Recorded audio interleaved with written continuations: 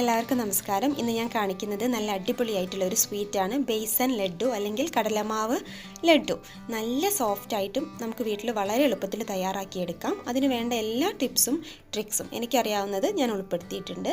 അപ്പോൾ നിങ്ങൾ കാണുക, ഇഷ്ടപ്പെടുകയാണെങ്കിൽ ലൈക്ക് ചെയ്യണം, ഷെയർ ചെയ്യണം, ചാനൽ സബ്സ്ക്രൈബ് ചെയ്ത് കൂടെയുള്ള ബെല്ലൈക്കൺ അമർത്തി ഓൾ ഓപ്ഷൻ കൂടെ സെലക്ട് ചെയ്താൽ കറക്റ്റായിട്ട് നിങ്ങൾക്ക് നോട്ടിഫിക്കേഷൻ കിട്ടും.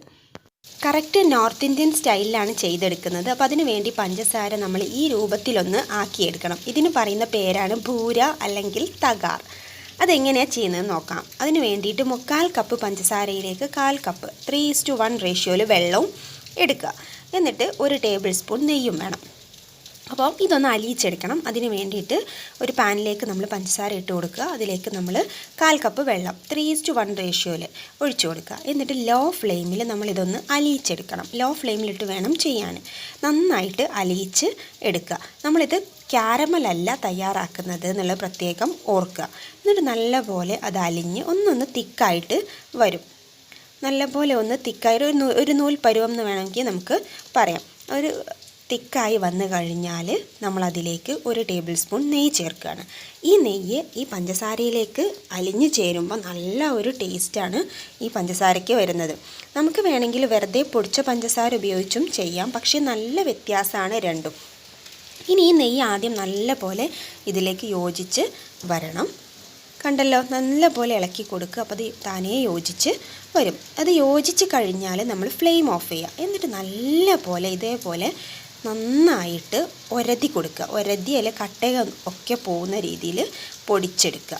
ഇപ്പോൾ ഒരു റവയുടെയൊക്കെ ഒരു ടെക്സ്ചറിലേക്ക് നമ്മുടെ പഞ്ചസാര മാറിയിട്ടുണ്ടാകും. നന്നായിട്ട് പൊടിച്ച് എടുക്കുക. ആ ചൂടോടുകൂടി തന്നെ ചെയ്യണം. ചൂടാറിയിട്ടല്ല, ചൂടോടുകൂടി തന്നെ ഇത് ഒരതി പൊടിച്ച് അതവിടെ മാറ്റി വയ്ക്കാം. കാണുന്നുണ്ടല്ലോ നിങ്ങൾക്ക് ആ ഒരു ടെക്സ്ചർ മാറിയത്.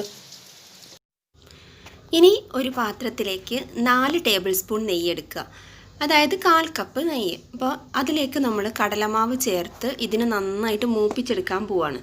അപ്പോൾ ഈ ഒരു 4 ടേബിൾ സ്പൂൺ നെയ്യ് ആദ്യം എടുത്തിട്ടുണ്ട്. അപ്പോൾ അതിലേക്ക് 200 ഗ്രാം കടലമാവാണ് ചേർത്ത് കൊടുക്കുന്നത്. എന്നിട്ട് നന്നായിട്ടൊന്ന് ഇളക്കി യോജിപ്പിക്കുക.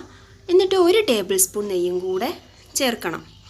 അപ്പോൾ ഇത് നമ്മൾ ചെയ്യുന്നത് ലോ ഫ്ലെയിമിൽ വേണം ചെയ്യാൻ.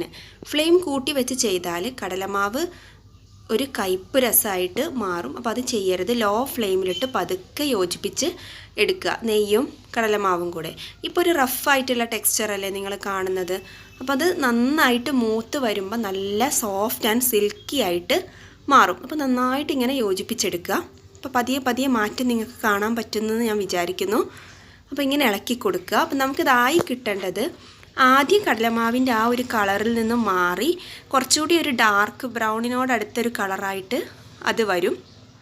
അതുപോലെ നല്ല ആ ഒരു മൂത്ത മണം വരും. അതുപോലെ അത് കണ്ടില്ലേ, ഇതേ രീതിയിൽ നെയ്യ് അതിൽ നിന്ന് തന്നെ കിനിയാൻ തുടങ്ങും. അപ്പോൾ ആദ്യം നമ്മൾ കുറച്ച് റഫായിട്ടല്ലേ കണ്ടിരുന്നത്. ഇപ്പോൾ കണ്ടില്ലേ, നല്ല സോഫ്റ്റ് ആൻഡ് സ്മൂത്തായിട്ട് നമുക്ക് ഇത് കിട്ടും.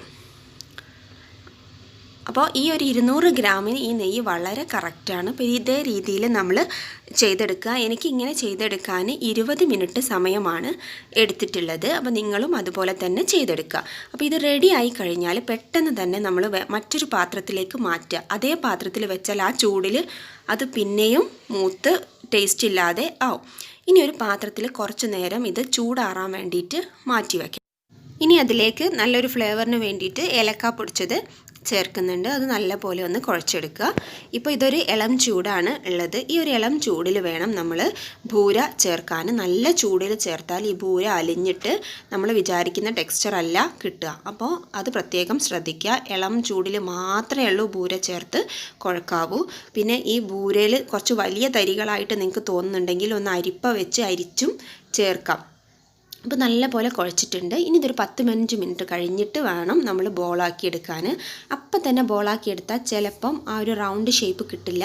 അപ്പോൾ ഇത്തിരി നേരം അവിടെ വെച്ചിട്ട് ഒരു 15 മിനിറ്റ് നേരം അവിടെ തുറന്ന് വെക്കുക. എന്നിട്ട് നമ്മൾ ബോളാക്കിയിട്ട് എടുക്കുക. അപ്പോൾ നല്ല കറക്റ്റായിട്ടുള്ള ബോൾസ് നമുക്ക് കിട്ടും. അപ്പോൾ ഈ ഒരു വലിപ്പത്തിലുള്ള ബോൾസാണ് നിങ്ങൾ എടുക്കുന്നത് എങ്കിൽ ഒരു 18-19ഓളം നമുക്ക് ലഡു ഒരു 200 ഗ്രാം കടലമാവ് വെച്ച് ചെയ്ത് എടുക്കാം. അപ്പോൾ നിങ്ങളും ചെയ്ത് നോക്കുക. അപ്പോൾ നിങ്ങൾക്ക് ഇതിൻ്റെ ടെക്സ്ചർ കാണണമെങ്കിൽ ഇതാ കാണിക്കുന്നുണ്ട്. അപ്പോൾ കറക്റ്റ് നല്ല അടിപൊളി ലഡുവാണ്. അപ്പോൾ എല്ലാവരും ട്രൈ ചെയ്ത് നോക്കണം.